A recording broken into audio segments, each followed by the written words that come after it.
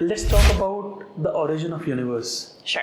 The Big Bang Theory. Some people believe in Big Bang Theory.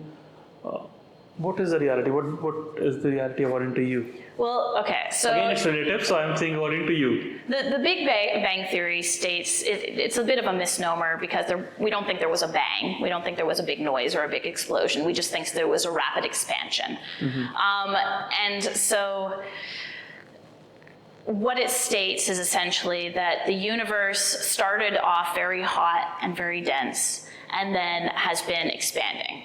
In that objects in the universe and the space between them has been getting bigger and bigger as time has gone by.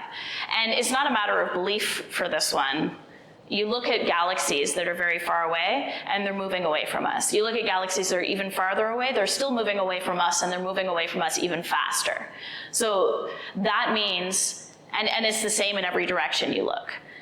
So that means that at some point in the past, everything had to be much closer if everything's moving away from everything. In every direction, you're saying? In every direction. So that means we are in the center? No. Because if you were anywhere in the universe, it would also observe everything moving away. A good way to think of it is, let's say you have a balloon, right? We're gonna do a two-dimensional example on a three-dimensional surface. So you're on a balloon. You're just a little ant. And there's a dot on the balloon, and then it's like a polka dot balloon, let's say. So you're sitting on one of the dots. And then as the balloon inflates, all of the dots seem to be getting farther and farther away from you. And the farther dots would appear to be moving faster away from you than the closer dots. Because you can imagine they're just moving this much, but these ones are moving like that much.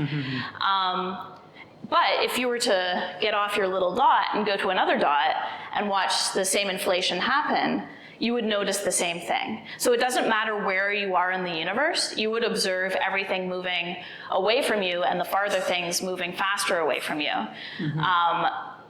But it doesn't mean that anything is at the center. So we don't think that there is a center to the universe, we just think that it's infinite in every direction and you just go in one point and on a grand scale you'd experience roughly the same thing.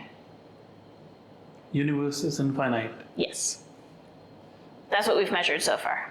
It's not infinite in time, but it is infinite in space. Coming back to our time and space. Because it had a beginning, approximately 13.8 billion years ago, but if you go in any direction, like in space, you would never come to the end of it.